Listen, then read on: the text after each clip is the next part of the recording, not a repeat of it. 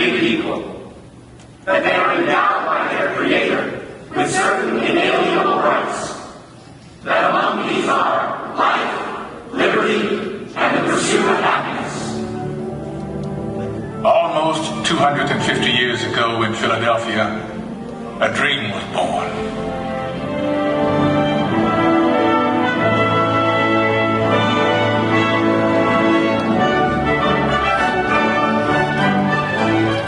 Of emperors and kings, it was an astounding revolutionary dream that we, the people, should choose our own leaders, that they should be one of us.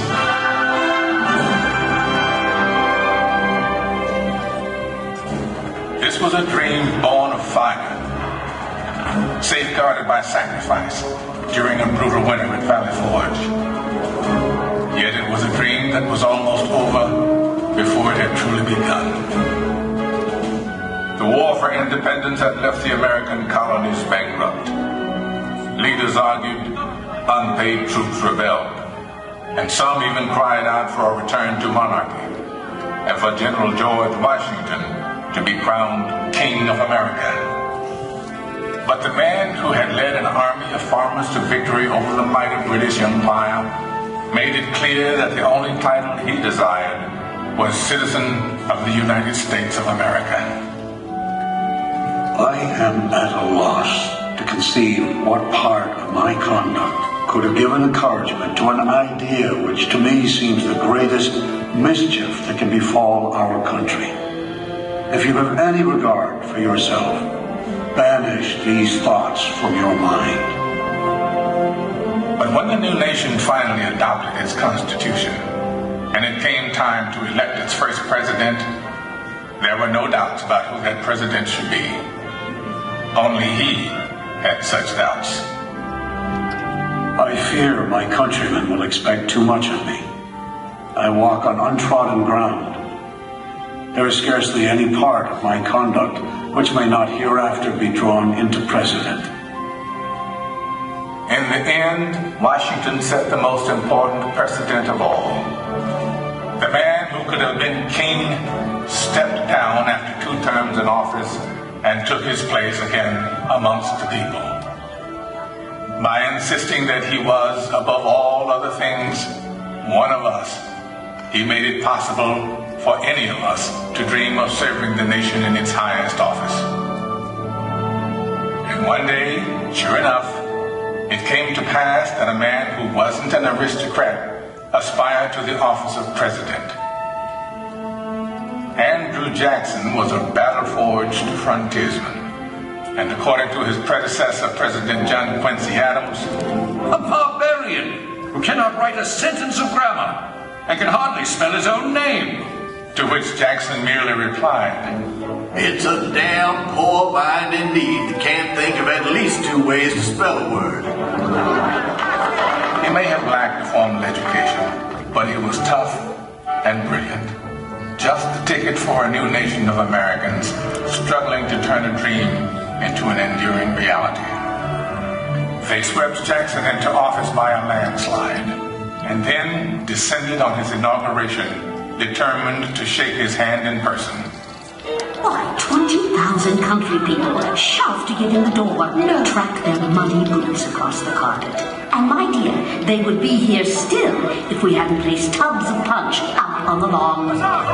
Washington's elite fumed, but Jackson loved it, for these were his people. He was proud to be one of us.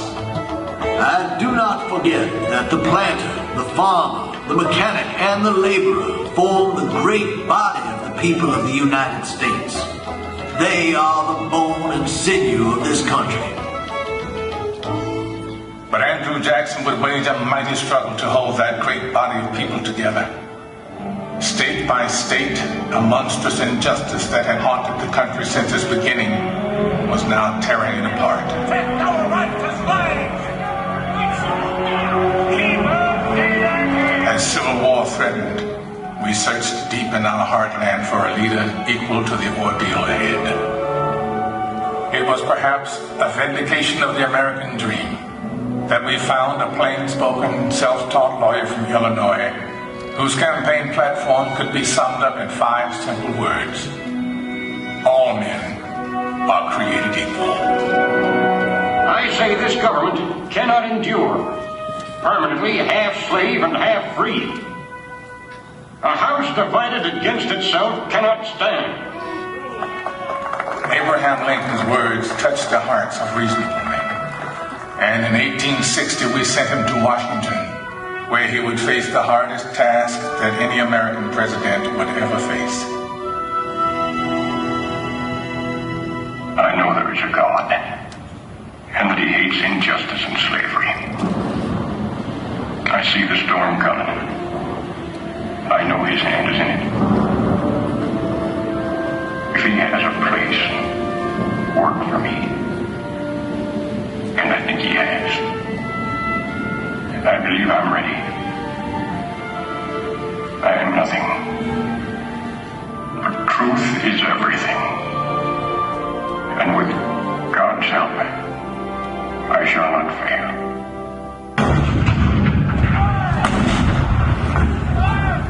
April 12, 1861, Fort Sumter. The cannon spoke for war, bitter, violent, and devastating.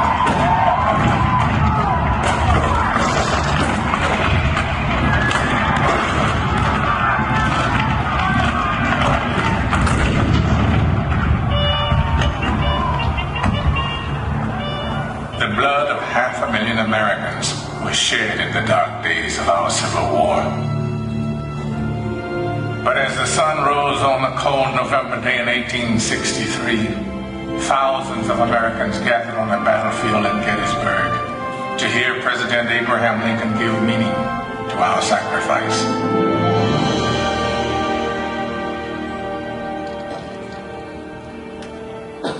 Fourscore and 7 years ago, our fathers brought forth on this continent a new nation, conceived in liberty and dedicated to the proposition that all men are created equal. Now we are engaged in a great civil war, testing whether that nation or any nation so conceived and so dedicated can long endure. We are met on a great battlefield of that war. We have come to dedicate a portion of that field as a final resting place for those who here gave their lives that that nation might live. It is altogether fitting and proper that we should do this. But in a larger sense, we cannot dedicate, we cannot consecrate, we cannot hallow this ground. The brave men, living and dead, who struggled here, have consecrated it far above our poor power to add or detract. The world will little note, nor long remember what we say here, but it can never forget what they did here. It is for us the living, rather, to be dedicated here to the unfinished work which they who fought here have thus far so nobly advanced. It is rather for us to be here dedicated to the great task remaining before us, that from these honored dead we take increased devotion to that cause for which they gave the last full measure of devotion. That we here highly resolve that these dead shall not have died in vain, that this nation, under God, shall have a new birth of freedom, and that government of the people, by the people, for the people, shall not perish from the earth.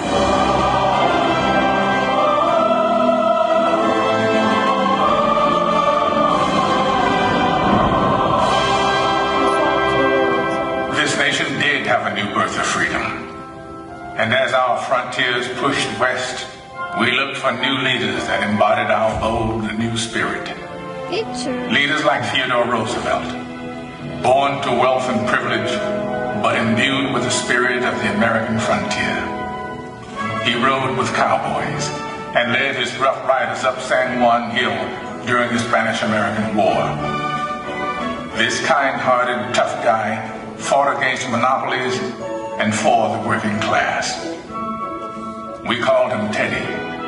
Anything else would have been far too formal. He even refused to call his official residence the Executive Mansion. To him, it was just a house. It was just a White House. And so, it would always be called. 3 decades later, his distant cousin Franklin Delano Roosevelt would occupy that same White House and lead the country through its hardest triumphs since the Civil War. A world war was looming, and the Great Depression had paralyzed a great nation. The president we called upon to lead us through those hard times was himself paralyzed by polio. But with determined optimism, he had triumphed. And now he was ready to share his cheerful strength with a badly frightened people. During FDR's fireside chats on the radio, entire cities came to a standstill and listened. Of the people themselves. Let us unite in banishing fear. Together, we cannot fail. In a calm and reassuring voice, he called out to America, and America answered back. We're just modest, middle-class people having lost what little we had. My savings are tied up in a closed bank. I believe that you will guide us through these dark days. And I expect to be in service shortly. Now we know we are not fighting alone. I feel that at last we can hope. With that hope, we began to believe in the future again. FDR had reminded us of the power of the American dream. 16 years later, America's youngest elected president once again called upon the power of the people to change the world. Let the word go forth from this time and place to friend and foe alike that the torch has been passed to a new generation of Americans. John F. Kennedy's stirring words ushered in a historic decade of civic activism, in which ordinary Americans struggled to right old wrongs and chart new frontiers of possibility. It has always been the role of presidents to remind us of our roots, to call us to the future. In their best moments, they speak words that are already there in our hearts, especially in times of tragedy. All I have, I would have given gladly not to be standing here today. We mourn 7 heroes. We mourn their loss as a nation together. You have lost too much, but you have certainly not lost America. For we will stand with you.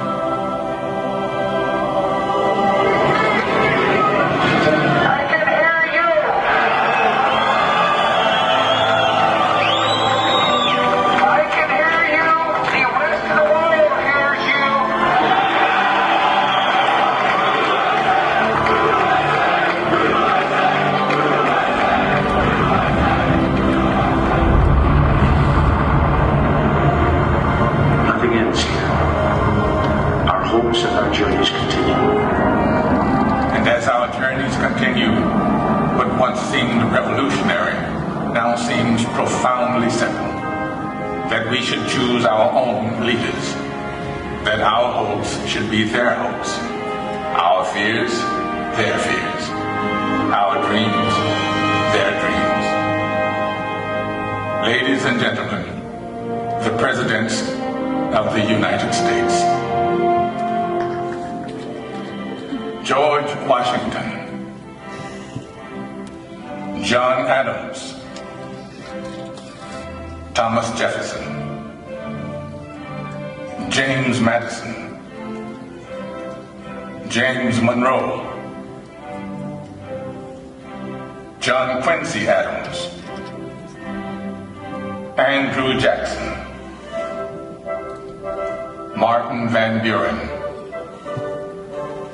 William Henry Harrison, John Tyler, James K. Polk, Zachary Taylor,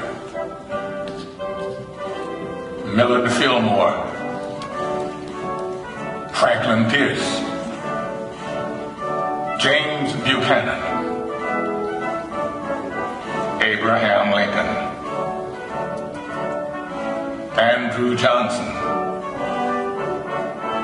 Ulysses S. Grant, Rutherford B. Hayes, James A. Garfield, Chester A. Arthur, Grover Cleveland, Benjamin Harrison, William McKinley, Theodore Roosevelt, William Howard Taft, Woodrow Wilson, Warren G. Harding, Calvin Coolidge, Herbert Hoover, Franklin D. Roosevelt, Harry S. Truman, Dwight D. Eisenhower, John F. Kennedy, Lyndon B. Johnson, Richard M. Nixon, Gerald R. Ford, Jimmy Carter, Ronald Reagan, George Bush, Bill Clinton, George W. Bush. And now we come to the present. A present that is rooted in our past. For all of liberty's leaders have one thing in common. One trust they all accepted. My fellow citizens, no event could have filled me with greater anxieties than that notification on the 14th day of April, 1789, that you had selected me to lead our nation. But it was with the confidence of my fellow citizens that I took an oath. 35 simple words that have been repeated by every American president throughout history. As long as that oath is taken and solemnly fulfilled, the American dream will endure.